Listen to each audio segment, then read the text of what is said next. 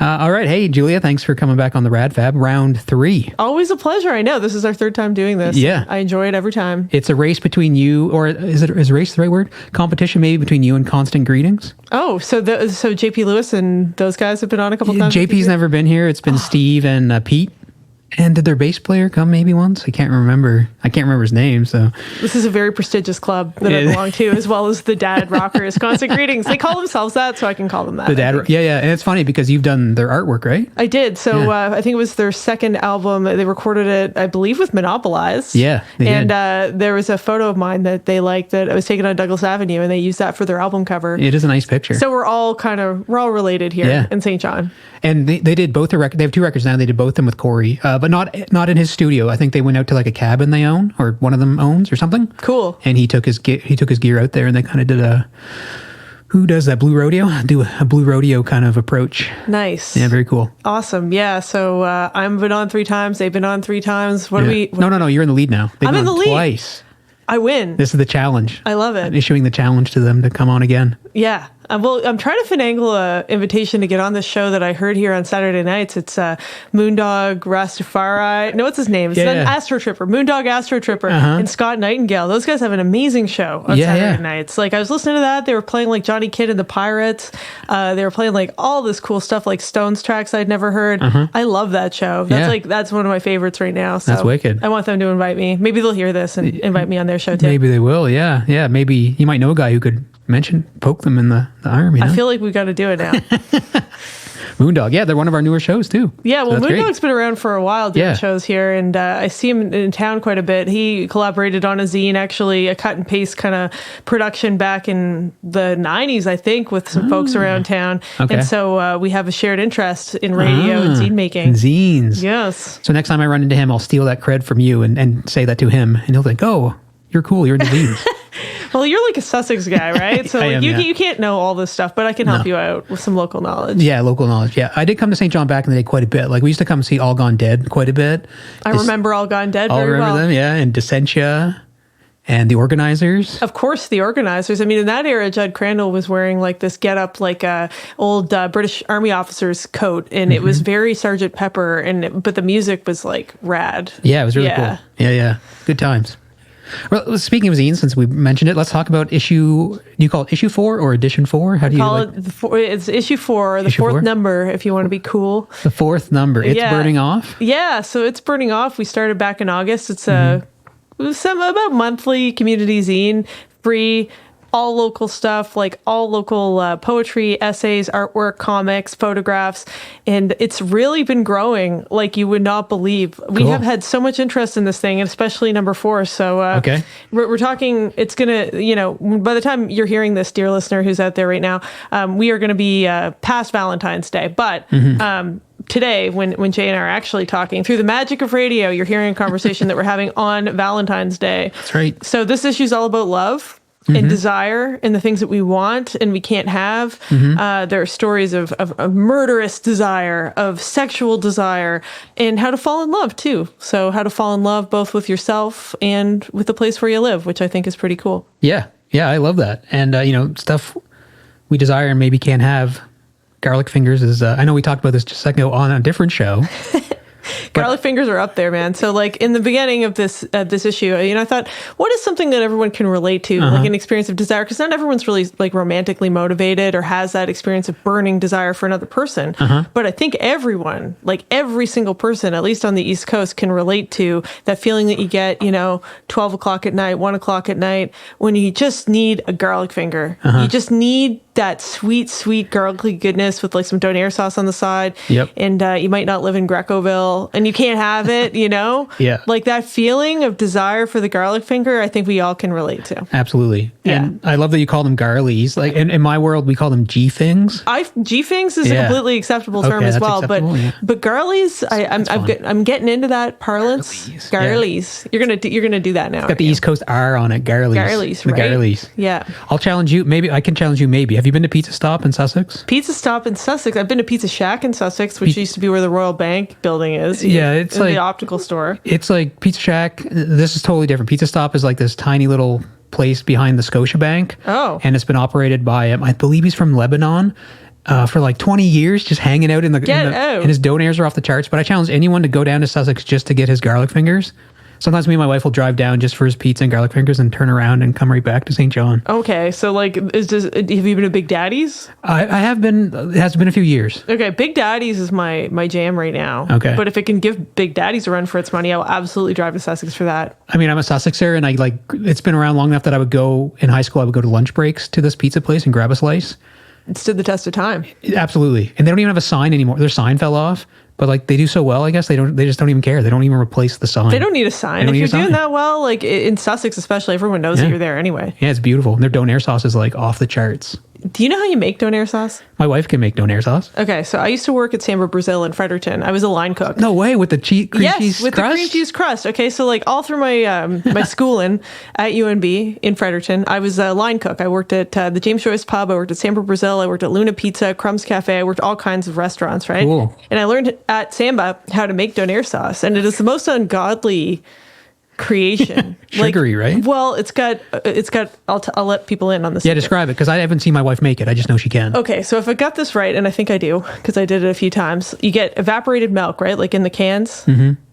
And then you pop those open, dump them all, like many, many cans of evaporated milk, xanthan gum, which is a thickening agent, tons of sugar, and garlic powder. And it just sort of gels up into a variously gloopy or like pasty donair sauce concoction. And it's all about the ratios, whether you get the kind that's like glossy and like kind of bloopy versus like the kind that ripples when you open up the, I've had a lot of pizza, a lot of garlic fingers in my day. So, I mean, there's different levels of donair sauce. Well, it's a good debate, the glossy versus the Ripley, like a thicker, right? I would go Ripley personally. Me any day. Yeah. Absolutely any day. I like it when it's a little bumpy. Yeah, a little bumpy. So you would love Pizza Stop's donair sauce. Is that what it's all about? And they are generous with their tubs of donair sauce. I've heard that like when people people in the UK eat a lot of shawarma, and it's kind of more common in bigger cities. And when they come here and they get the donair sauce, they expect it to be like the tzatziki or garlic sauce that you get with that. They're like, what is this sweet? But we love it. We love it, obviously. It's great. Maybe it's time to go to Pizza Stop just for pizza on Valentine's Day. I am Kendall's hungry. Listening. Definitely. I don't know if my wife is listening. She's not. Probably not. She's probably busy with the baby. The babies. Congratulations, by the way. Oh, thank you. Yeah. I'm a little tired and disheveled, but it's all good. Okay, so let's get back to the scene. Sorry. Garlic There's a whole interlude with garlic fingers there. That's like, oh, man. I'll talk about that all day if you want. Yeah. Well, I probably could too. But let's talk more about the zine, because I know you had a section. You had a what's the right way to put this? You have an article? An article? It is an article. This one Okay. is. I mean, I don't always write articles, but the one that I was kind of thinking that I might share with you folks out there today is one that I wrote.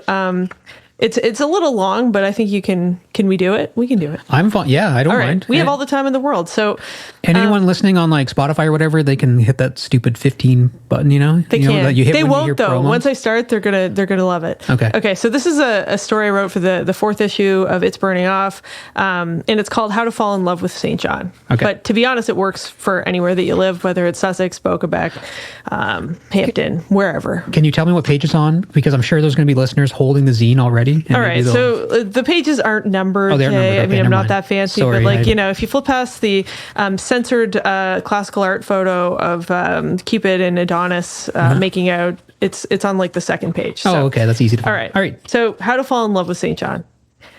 So first of all, why should you? Is your current location really so lovable? Maybe it is, maybe it isn't. But by learning to romanticize where you live, this is going to do wonders for you. It's going to make your skin look great. It's going to make your breath smell good. It will generally improve your aura, okay? So don't worry too much about the quality of the place itself, because if you use the proper technique, even brutalist office towers and pulp mills and even most of East St. John can suddenly be an inspiration for your affections. And I can say that because I grew up in East St. John, and that's where I still live. So there you go. But moreover, as in romance, often the real long-term payoff comes with love that you build over time, right? Like it's incrementally constructed. It doesn't hit you like a wrecking ball. It's something that's slow burning. Stubbornly loving where you live is further refreshing act of resistance against the bitter complaining and the hyperfixation on petty injustices, which has come kind of the default mode on social media and in the news.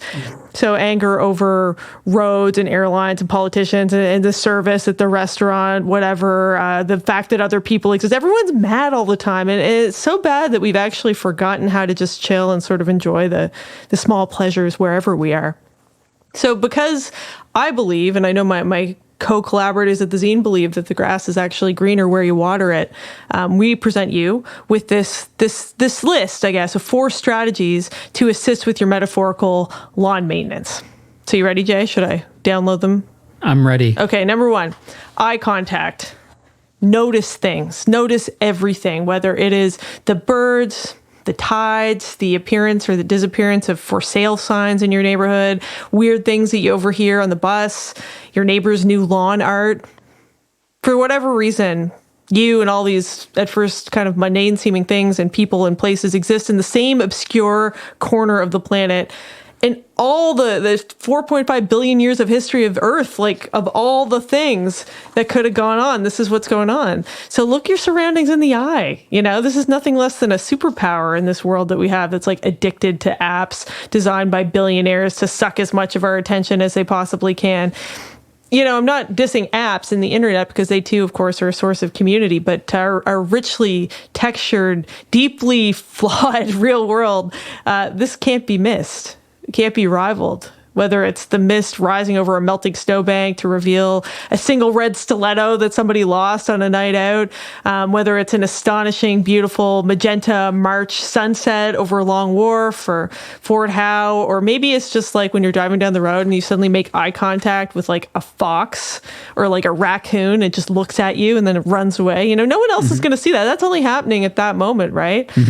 I think it was Ferris Bueller who was like, you know, comes at you fast. If you blink, you might miss it. And as in any long-term relationship, you might see things that you don't like, you know, that are boring you or bothering you or depressing you in some way. And this too is love. You know, there's this guy, he's a Dutch professor, a theologian, his name's Henry Nouwen. He says that nothing is sweet or easy about community. Community is a fellowship of people who do not hide their joys or their sorrows, but make them visible to other people. This is a gesture of hope, he says. I love that. Second one, okay? Ask questions. Why would you give a flying whatever about architecture in some random corner of the North End or a crumbling former fort on the West Side or about Partridge Island or who that Foster Thurston is anyway? Because here's why. Understanding what is going on right here, this hyper-local knowledge, this is a prerequisite for wrapping your mind around what's happening in the rest of the world. You know, like how do you expect to fight back against the new world order of Donald Trump if you can't even influence your city? You know, you have to know about things that are happening here.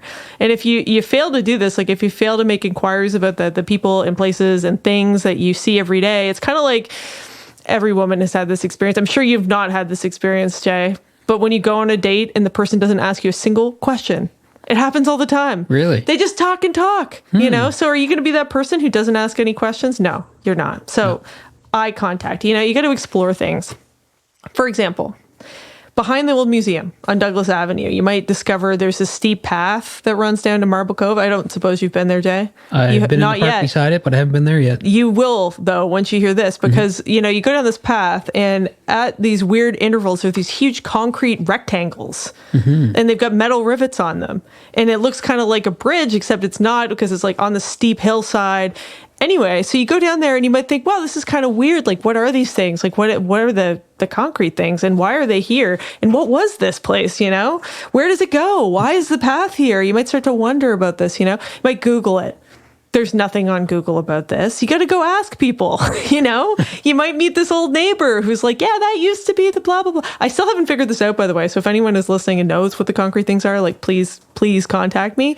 But maybe, you know, you'll go to the neighbor that you didn't know, and then she'll say, oh, you should go to the library and look that up. So then you go to the reference section. You'll start chatting with S.D. Thompson or Jody, my favorite librarians that are there. And they'll tell you some stuff about it. And then you've had this whole thing where you talk to people and you go out and you get to know your community, and they'll help you find out some stuff. And then you're having a whole intellectual adventure, and you're quite possibly falling in love, a little bit more in love anyway, with the park and the path and the place and the people, right? So love is sustained attention. That's what it is. It is eye contact. And that's number 2 on my list. There's 4, okay? So the third one, reciprocate. You can't just sit there. You can't just await the fun and fascinating things about St. John or wherever to just like announce themselves to you. That's not how that works. You know, it's just going to deliver itself to your doorstep. Give and take. This is relationship. For every gift that you get from your corner of the world, you must attempt to give something back, something ideally of equal or greater value. So for me, it is the zine that I am sort of reading from, sort of riffing on right now, or this conversation I'm having with you, where I come out here, we talk for free on the radio, we give it to the people. Hello, people, you know? That's what it is for me. But for you, listening to this, it could be like a garden. You know, the people walk by on the street, they see your beautiful flowers, you gave that to them. You know, it could be a volunteer gig, like a volunteer radio show, for example. Could be a donation to Romero House, or you go to Romero House and help them. Or it could be like you play a song at an open mic, you know, or you're a teacher and you have a class that's really good. You know, all these things. It's love that's made visible through action. You know, by putting our values out in the world, by the stuff that we do, we benefit everybody. And I actually do say campus radio show in the zine because I believe in campus radio, obviously. Okay, last one. I think this is the last one. Yeah, it is. Okay. So if community is essentially like this thing, we say community all the time. You know, what does that mean? Because everyone who says the word community, they mean something different. They mean a couple people I know, or they mean like, you know, people who are gay, or they mean like people who are trans. They mean lots of things by that, or people who belong to my racial identity, whatever it is. It means something different to everybody. So it's up to us to define it. You know, what is community? What is our community? We have a relationship, whether we like it or not, to our surroundings. So if we're already part of this thing in this amorphous community or relationship, like how can we hate other things or other people in this community? You might as well like be mad at your toe or something because you're part of it. So how can you hate it, you know?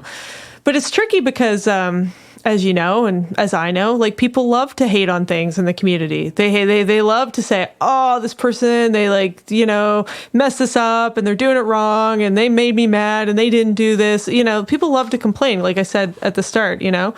And the thing is with what I'm suggesting here is that like, if you're really part of a community, you cannot hate even what you think is like a mythical force of evil, like a friggin' gentrifier or like a predatory landlord or like some person or big corporation that controls and owns everything. You can't even hate those things because they too are part of the big tapestry that is our community.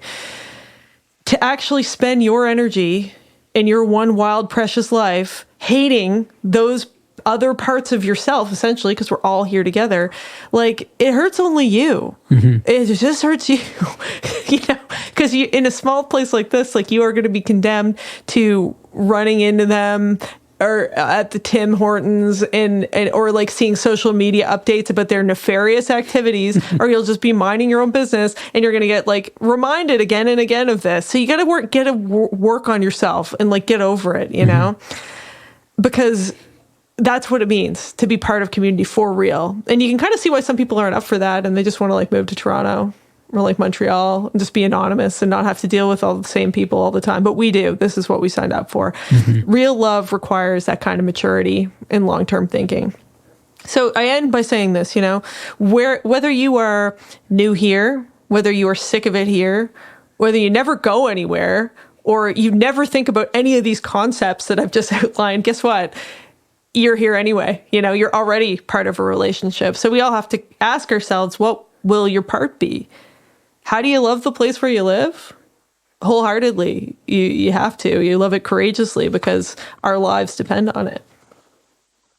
So that's my, I've taken to writing manifestos in my old age, Jay. I thought that was great. Thank you. Yeah. Thank you. I read this book by author named Casey Platt, and it's called On Community. Okay. And it's out from the small press because I was recommended to me by a professor at UNB Fredericton because she knows that I'm into, thinking about our relationship to place and about St. John. And she said, "You'd really like this book." So I read it, and it kind of blew my mind because community is a word that I throw around a lot. And I think that I thought we all agreed on what it was, that we all love this place where we live and we want to make it better and we want to make art here. No, not everyone feels the same way or even understands community in the same way. The book kind of articulated that for me because, I think I've got a handle on my hometown and I know what people want and like and are interested in here. And a lot of things kind of challenge that these days because people do believe radically different things now, especially and they're in social media has allowed us to know how different our actual beliefs about this place are. Yeah. So this book kind of talked about that, and I wrote that essay kind of over a couple of weeks going back, kind of drafting it for the zine because I'm man, this really made me think about how I define that concept. Is it just my friends that are part of my community? I would argue no, it shouldn't be. It shouldn't be. It should be, if you really are radical and if you really believe in unity of the movement, of the left, whatever it is, you got to welcome everyone into it. Yeah, that's interesting. And it's obviously really easy to be in your own bubble these days. And, it is. And I had a lot of thoughts as you were reading that manifesto. I think that one of the positive thoughts I had actually was me and my wife, we own a duplex uptown. So we live in the bottom unit on Germain Street. And we have an older couple who lives above. And they've been there for 15 years or maybe a little longer. And Doug, the gentleman Doug, he's always, whenever the snow falls, he's out there shoveling his the section of the sidewalk that is in front of our building. And again, he's the tenant. I own the place. Technically but he puts a lot of pride in maintaining that portion of the sidewalk, that is directly related to him and helps people walking up the street too. And he'll walk around and a few of his neighbors, he'll help them out too. He'll shovel or snow blow other folks. And he doesn't have to do any of this. Nope. That's your job, bud. Yeah, exactly. Right. But he takes pride and he's been doing it ever since. Anyway, I just thought that was the number 3, reciprocation. Yeah. We love Doug. We love Doug. Yeah. See, Doug is giving his gift. And maybe he likes to snowblow, who knows? He does, yeah. But if everyone, the city tried to get people to do that. They had a Snow Angels program where they try to offer an incentive for people to do that. No, you should just do that. You know what I mean? If you have the physical ability and you can sort of give back something as simple as clearing the sidewalk so that people can walk there and people with wheelchairs and walkers can actually get out of the house, you should do it. You can't. When you try to make people do it, it doesn't work. But then some people have that in their heart, that they want to give something back. And there should be more Dougs. More Dougs. More Dougs. Doug, hopefully he'll hear this actually. More Dougs. I hope he does too. More Dougs and Judys. That's his wife's name. Yeah. Yeah. And Judy too. Yeah. Absolutely. Okay. So that's reciprocal. And then the community thing too, because there are folks who don't like to necessarily go out that much, right? Yeah, people with new babies, you mean? Yeah. Yeah. I guess so, yeah. Or people who used to host early morning radio shows and then they can't stay up late anymore. Yeah.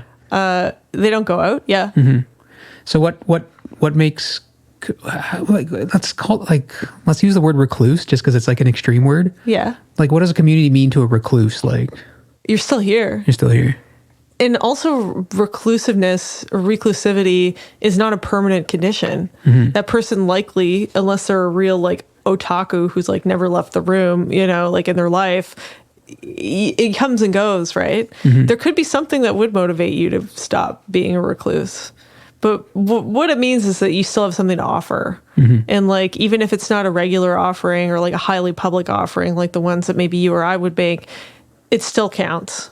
It can be as simple, and it sounds, now we're going to go into chicken soup for the soul territory, but it can be as simple as just how you relate with your neighbors or how you relate with your partner. It's about being a member of something, even if you don't feel that you are. Yeah. And I hope for a small city like St. John to kind of make people feel that they could step out when they want, if they want. If they want to. Yeah. Yeah, because that opportunity is there. That opportunity is there a lot in a smaller community. like to they'll let us on the radio. Yeah. Anybody. Anyone on the radio. You walk in here, they will let you on the radio. It's true. Yeah, the bar is on the floor. Yeah. Bar is in hell.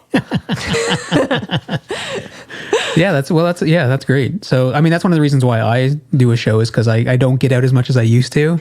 And I thought, okay, well, how can I support or express my thoughts about the community, the music scene or whatever? And even though I can't physically be at the shows the way I used to.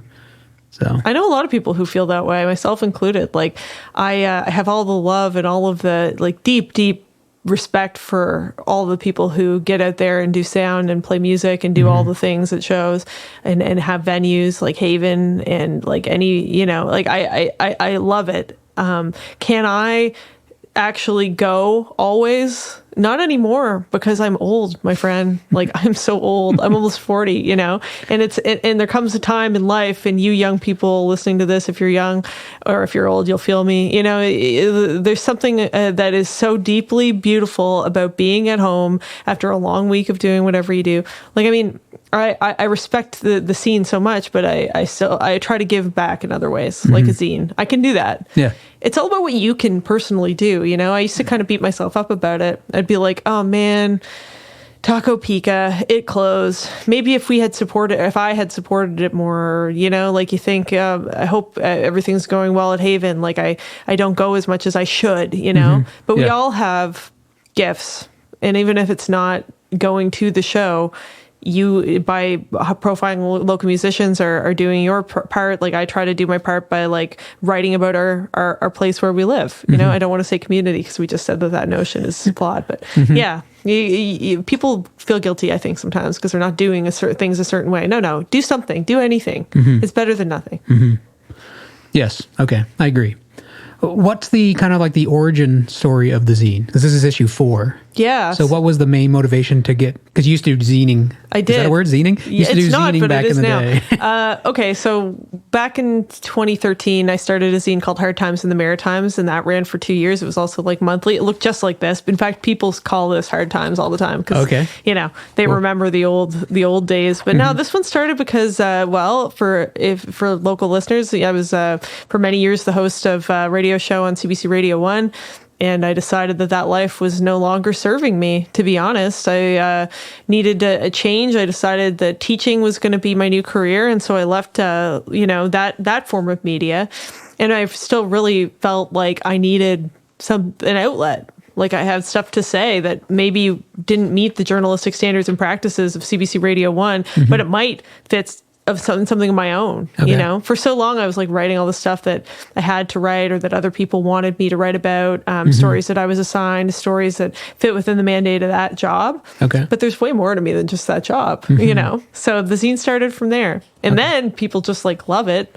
I don't know why, but they do. I've gotten so many offers of help with this, from people who want to help me print it to people donating money to people wanting to write for it, help me lay it out. Like, it's incredible the support that this project has gotten since we started in August. Very cool. Yeah, and if people listening to this actually want to check it out, like I said, find me on Instagram. Just search for Julia Wright, or search for It's Burning Off, because we just actually started an Instagram account. Oh, perfect. Yeah, so if you search for It's Burning Off on Instagram, then you can submit something yourself. Okay. If you want.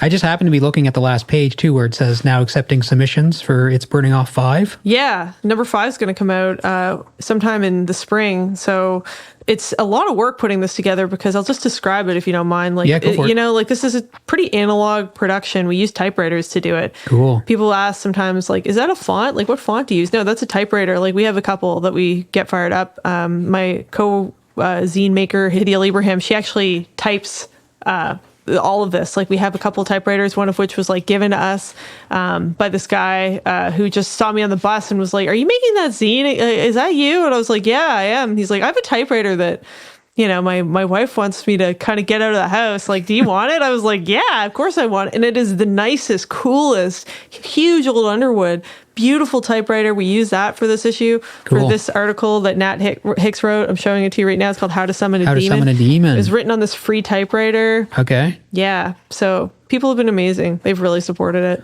That's really cool. And the typewriter aspect is really nice. And like physical media is is like, it's coming back, right? I think so, So like I mentioned that I pivoted into teaching. And one thing I see a lot from the Gen Alpha or Gen, like I think it's still Gen Z, Gen Alpha, like they distrust it way more than even the millennials or like, people who are more like in their 20s and 30s do. Like they have they don't want to be online. They distrust the internet, the apps. social media apps. Yeah, like they don't really post. Everything's locked down. They have like a way better sense of privacy. And like I think that people are starting to realize the jig is up with social and that being like how you connect with people. When you hand someone something like this, like a zine like this, they can't ignore it. You don't get to scroll away. You immediately flip it open. You start to, what does this have to offer me? You don't just like, oh, this is kind of boring, I'm going on to the next thing. No. It's like, it has import. It has a gravitas that a random snippet of information you come across online doesn't have. Plus you can, like, if you have this at home and take it down and throw it on the table, it's there for a while, so you can come across it slowly but surely. Yep. Whereas like with digital information or music or articles, it's just such a nonstop stream of information. You get lost. You forget what you meant to remember, Absolutely. And I have zines that people gave me like 10 years ago that I've picked up again after years and years. And I have the first zine that someone ever gave me still. And that's like almost 20 years ago from when I was like a teenager, like a young teenager. So it's like these things can kick around forever. Yeah. And they become part of the fabric. They become part of like the informal history of St. John. Yeah. And like it doesn't just go into some digital void where it's lost after one day or 1 hour of being posted. It's like it's there forever. I think that there's something to be said for that. Yeah. For sure.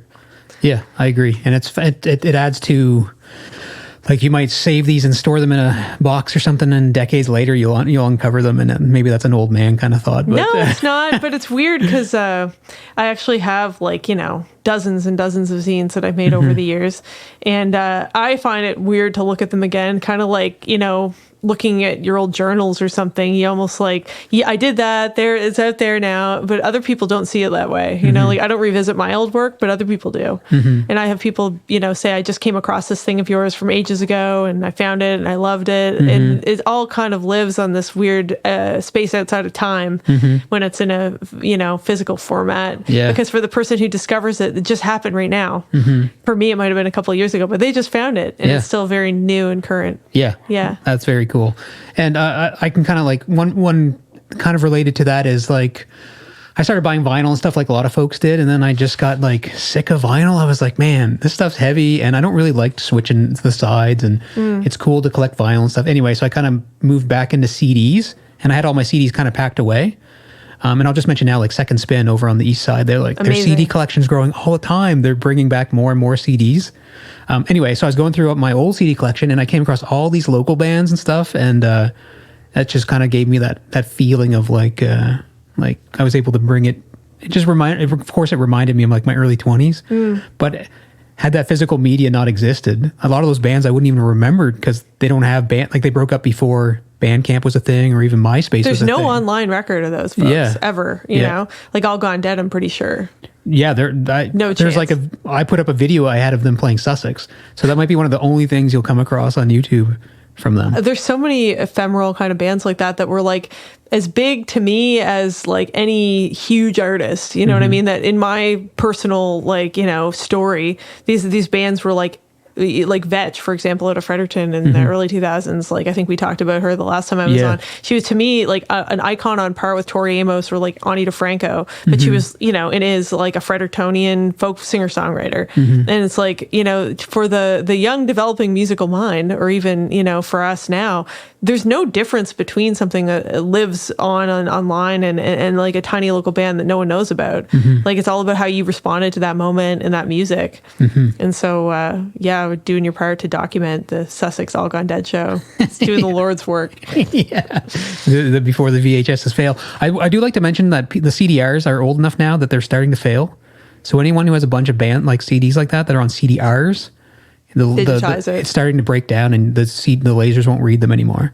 So like I've come across a couple that are just, I just never will be able to rip them as a backup, you know? Just a little FYI for anyone out there. It's important. It is. Is there anyone locally who does that for you? Would you like? Well, we got some fancy CD players here that might still read them because they're like perfect, like they read at 1x and they're made for the radio. Right. So I've been meaning to bring a couple of them in to test it. But otherwise, I don't know what would happen if the layer, because I guess it's an organic layer. Someone was explaining to me CDRs, they use like an organic compound that just naturally breaks down. Terrible. So like 2 or 3 decades is what they were saying back in the 90s and the early 2000s. And now here it is 2 or 3 decades later. And it's happening. Yeah. I mean, like, that's the thing. It's like, I'm like, oh, the zine, this little booklet that I have in my hand will last forever. And it's like, no, it won't. None of it will.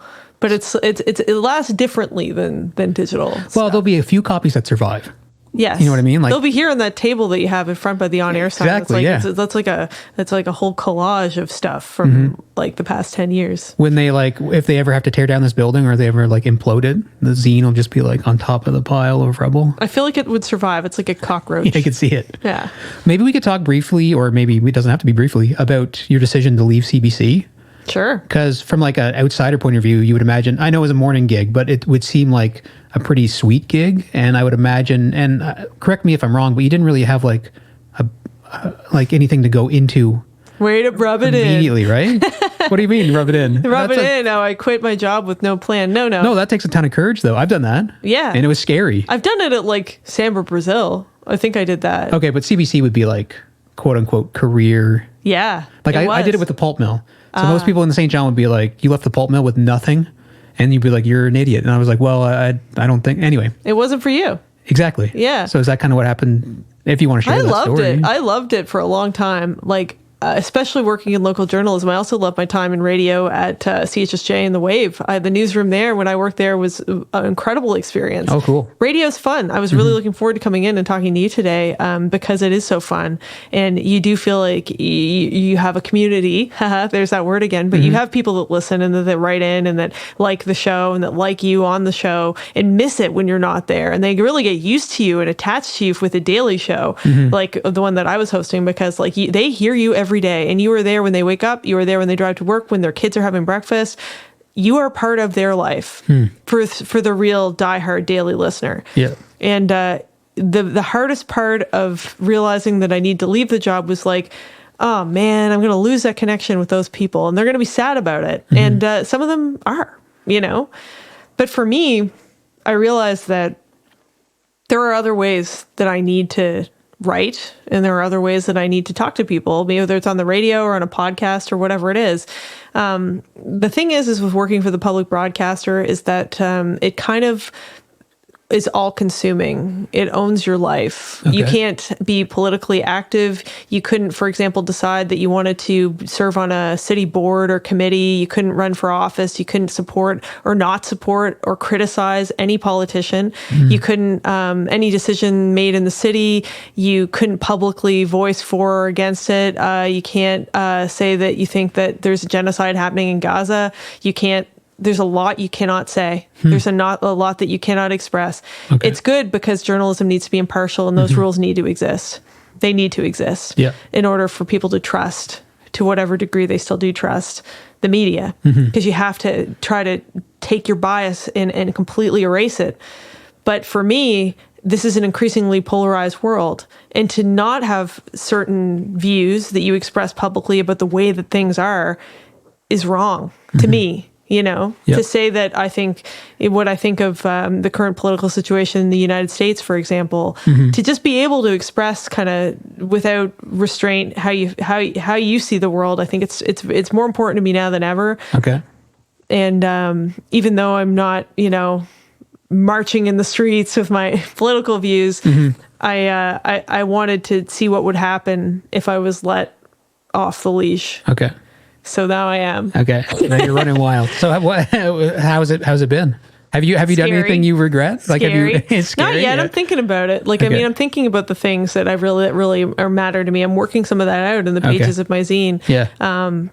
And I don't think my views are so radical or so inflammatory that they're going to light the world on fire. But just as a personal exercise. I needed to see what would happen if I could just do something else, you know, because it's very easy to slide into complacency when you have a career track job or a relationship that's lasted 20 years or whatever it is. You just are doing that thing and you don't think about doing anything else. Yep. But actually, the real growth happens in life when you just do something else. Just do something radical. Unfortunately. I'm not saying everyone needs to break up their relationship and quit their job at all, but sometimes that's what you need to do. And for me, there were various lifestyle factors involved as well that made it not something I could handle anymore. Like getting up at 2:30 in the morning and having to be in bed by 6 o'clock at night and never seeing my friends and really never going to any shows at that point. I'm going to a show tonight, though. Sweet. What show? Well, tonight, and it's February 14th. Also, I want to be like, I'm Julia Wright. You're listening to Local 107.3 FM. The show that I'm going to tonight, in fairness, it is the 14th of February. So you won't be able to go to the show. Person listening to this, sorry. It's at Haven, and it's David R. Elliott. Yeah, cool. Valentine's Spectacular with Womb to Tomb. And it's going to be a whole like love fest. Nice. But I would never have been able to do that when I was working at my old job. Yeah. Just be too tired. All the time. Yeah. You know, and that actually really messes with your mind. As you know, new father. Yep.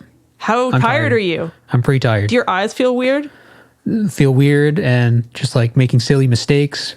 Yesterday I was at work here where I am talking right now, and I left my laptop. Like I use my laptop all the time, and I just left it sitting in the middle of the room, wide open for anyone to see, and I drove all the way home. And then you realized it was there. Yeah. Have you lost your keys? No, not yet. I've lost my keys. I've lost my work card to get into the work. I've done that. Yeah. I've forgot where I parked my car and had to set the alarm off in the parking garage to find it. Yeah. On the car, not in the garage. But like, you know, it messes with your brain. There's actually no faster way to go insane than sleep deprivation. And I'm not a good sleeper anyway. Okay. So, I mean, like just all that, like, I don't know. You just got to go, okay, my body hurts. And I can do something about this. You can't. You're stuck with the kid. But my job was with the source, so I had to just be real with myself and be like, you know what, Julia, you're gonna go on a grand adventure. You're gonna have your summers off. You're gonna have your March breaks off. You're gonna be a teacher. Yeah, and see what the kids are saying. Yeah, I wanted to talk to you about that because not only did you quit the job, but you decided to go back to school. Yeah, and it's not much of a school. It's like, it's a great school, but I mean, the program's short. It's 10 months to get your BEd. Okay. Yeah. But that's nothing, brother. It's like a call. It's like going back to NBCC. Yeah, you know? But I mean, 10 months, like your life will, like 10 months of life, you know, if you can do it, and not everyone can. I was lucky to have some savings and a supportive partner who allowed me to kind of just say, sorry, I'm leaving this great job that I have and going to go back to school. But if you can do it, you will never regret getting more of an education. Like that's the one thing you probably should spend money on if you're going to spend it. Yeah. Because just the time to like entertain some ideas and just like shake it up and be like, okay, I'm going to learn some new stuff now at my big age of like 39 years old. I'm going to like learn to do some new stuff now. It makes your life, you know how fast things go, you know, the older you get, time slows right down. It's like, oh, I'm learning like all this stuff, and you know, the time slows down, and it doesn't just like slip by you like in some undifferentiated, you know, every day's the same. When you shake things up, whether it's having kids, switching your job, going back to school, it's good for your brain. I think it like presents Alzheimer's or something. I'm just like making that up, but I think it's like, it's going to be good for me to have done this. I think I'll go with the Alzheimer's thing because it must form new neural pathways or whatever. Oh, it does. Has to. You know, like, yeah, like I think it's good to shake it up. And you know, my friend Abigail Smith, who used to work here at Local 107.3 FM and now owns Haven Music Hall, she said to me, like, just rock your life. Like, let's just rock it up. She didn't say those words. You can imagine what she did say. But I mean, like, she says, you're going to love it. Yeah. Just mess it up. Just like, do it. Yeah. Just go for it. You only get one anyway. And if you, it goes by pretty quick. So there are no bad choices. There are just choices. I might have to use that one at home. You can have it. No bad choices. There are just choices. Every path has rewards. Every path has rewards and challenges. Yeah, I guess you're right. Every path has rewards. Yeah. You know what I've learned though is that like some people only kind of came around or wanted to chat or like stop me on the street to have a conversation because of the job. Because of the CBC job. Yeah. They wanted me to do stuff that they wanted, you know. And then since I stopped doing that. Their invitations and their interest in me as a person have dropped off. Oh, really? Yeah. Yes. Okay. I guess it'd be kind of like if I didn't invite you back in because last time you did work for CBC. Yeah. Well, I wouldn't have been offended, but I would have. But if I made that thought, I'd be like, well, she's not. I don't know. She's not really that interesting anymore.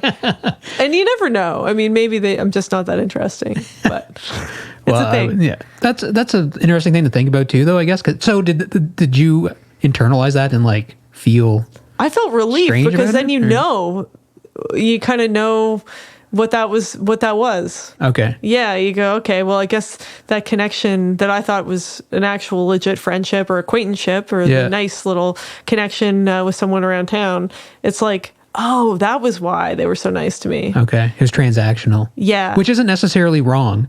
No. I don't blame people for doing that. I was transactional too. That's the thing. Okay. So like I would, get in touch with someone I hadn't spoken to in years that had a piece of information or a perspective that I wanted to get on my show. And I would be like, hey, can you come on and talk about this? And it'd be all nice. And it's the game that you play when you work in media. Okay. It's something to watch out for though. Yeah. Well, I've put myself in multiple situations where I assumed I didn't realize it was a transactional thing. And then I end up.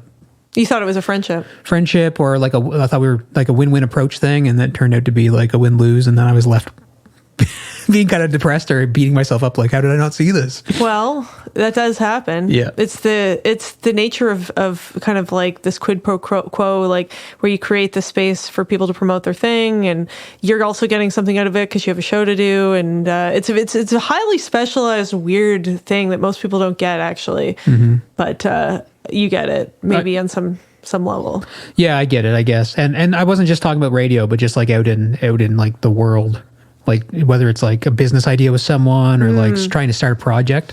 Everyone's out to get something. You know? Everyone's. So I was kind of tired of that. And tired of like the relentless negativity and awfulness of the news. Also, it is exhausting.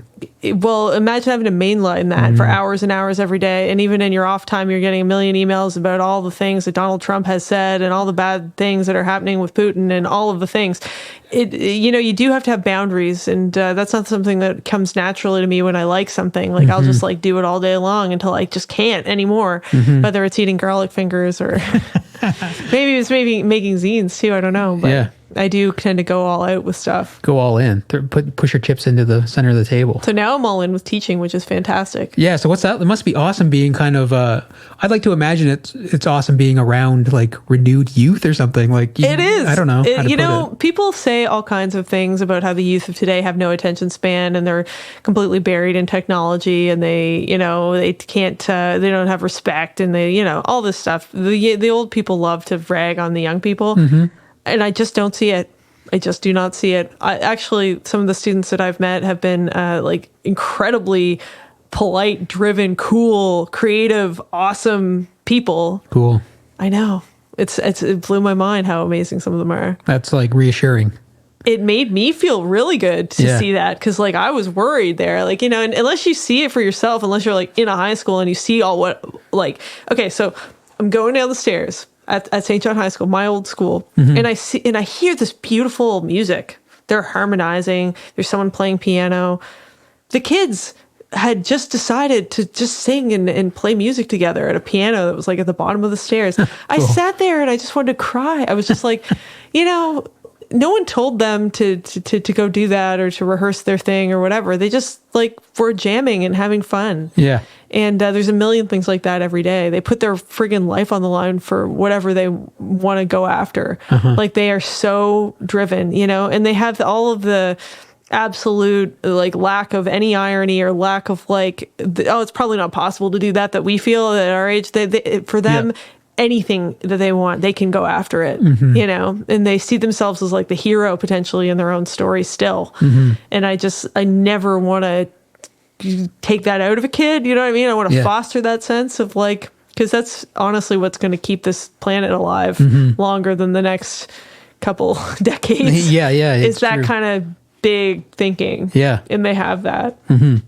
It's interesting you use the word hero, because just as you said that, it reminded me of like the hero's journey, that kind of concept. Yeah, like Joseph Campbell. Yeah, and that's kind of like the whole. And then earlier we were talking about shaking things up, quitting the job, not really knowing where you're going. That's kind of that's kind of like one of the best ways to live life, or maybe it is the perpetual hero's journey, where you just like we reinvent. Yeah. Yeah, I haven't read the book, in fairness. I haven't read the book either. Okay, but the concept, for those who don't know, is basically that there's only one journey. For example, like Frodo and Bilbo in The Lord of the Rings are actually like Achilles, or not Achilles, but Odysseus in the Odyssey, which is actually like a million other journeys, like, brother, where art thou? Like it's like people going through these heroic kind of challenges and surmounting them. We all do that, and we all transform, in our own story to like fit this archetype of the hero. I'm not really explaining this very well, but we all face challenges, meet them, and proceed toward our goal. And that's the hero's journey. I understand.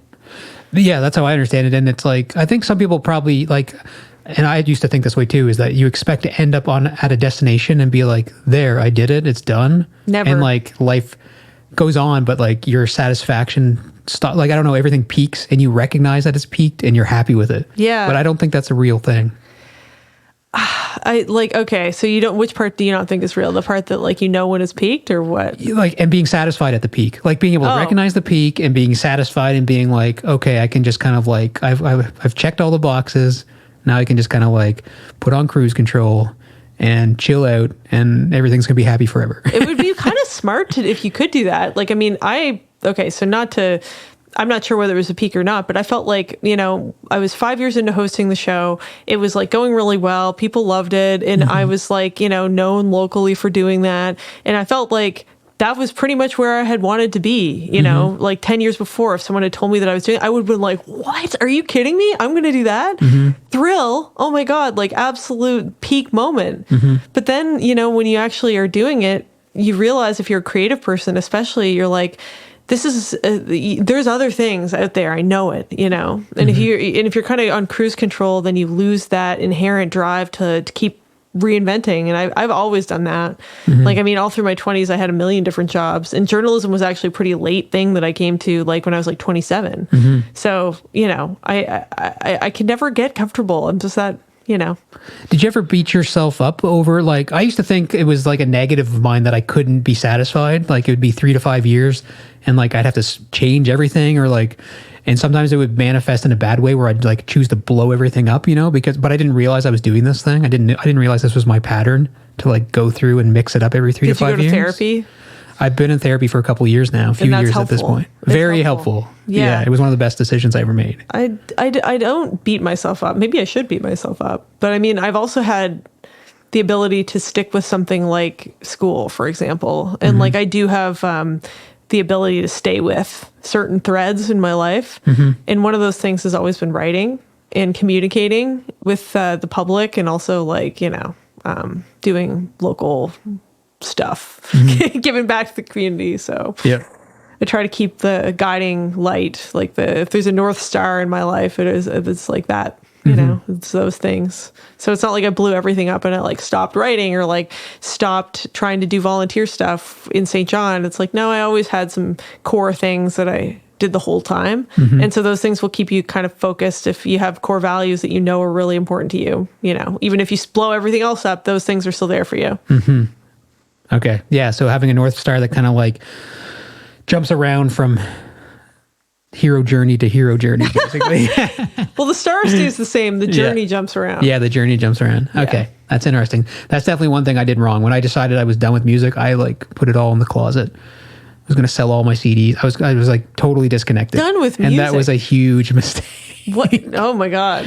But like, what prompted that? Were you just sad? I was going through a crisis. Yeah. I was sad. Yeah. I was getting ready to go back. Was I in school, or I was getting ready to go to work at the pulp mill? And I was like, I'm a handyman now. I'm a power engineer. I'm not like a creative type anymore. I'm just like, I got my job. I'm making good money. I'm just like, I'm a blue collar person. That's who I am. That's probably what I've always should have been. And of course it was like, not 5 years into that job, I was like, oh my God, it was another crisis basically unfolding. Yeah. I mean, I've had that impulse too, where you have to change your whole life. And, for me, it was when I quit drinking. I quit drinking in 2013 after some like pretty bad stuff happened, you know, and I was like, I am never going to do that again. And like, it's all over now. And I'm going to like, you know, change everything in my life. And then if you don't actually tackle that stuff, it all comes back. Yeah, exactly. Eventually. Yes, it does. You might think you're done, but no, you got to work through it. Yeah. And you got to figure out why you did it in the first place. Yeah. You know, so.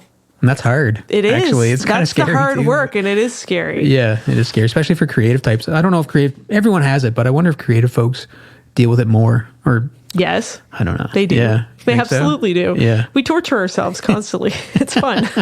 It's fun. Oh, yeah. Okay. So, but I guess it all comes back to community. It does, whatever that means. Yeah. What it means to me is, like I said in the piece that I read earlier, you know, like we've been extraordinarily lucky in one way or the other to be born here. Yeah. It's been a lot of opportunities that have come all of our way, whether it's attending UNB St. John and listening to the show, like all your choices brought us here.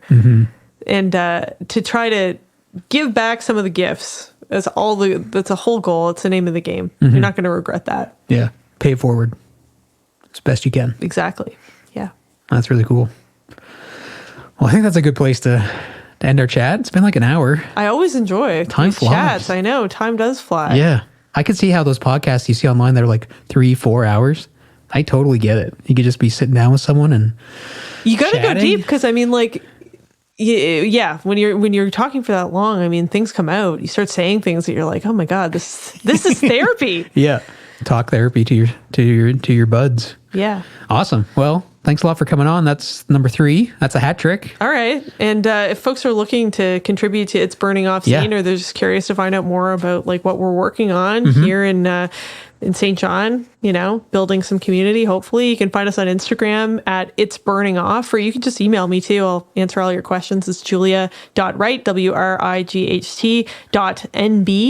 @gmail.com. Wicked. And what are you looking for in terms of submissions? Anything specific? For number 5, Blue Skies, which is the next issue of the zine, we're looking for art, comics, essays, poetry, stories. It's got to be something that looks good in black and white, though, because we are a black and white zine. Okay. And the theme is unrealistic and impractical ideas, clouds, birds, the moon, the sun, anything related to the sky. So it's called Blue Skies, and it's going to come out, I think, in April. In April, okay. And the cutoff for submissions is the 15th of March? Yeah, 15th of March, and it's a maximum of 1 submission per medium, although we make like a couple of exceptions here and there. Like if you send us a bunch of photos, we'll look at them, but we're just trying to keep it manageable in terms of like how many submissions we actually get, because there are a lot of friggin' people that want to contribute to this, which is amazing. So like if you're writing something, if it's short, I'd say like 1 or 2 things, but send some photos and art our way. We'll definitely consider them for publication. That's awesome.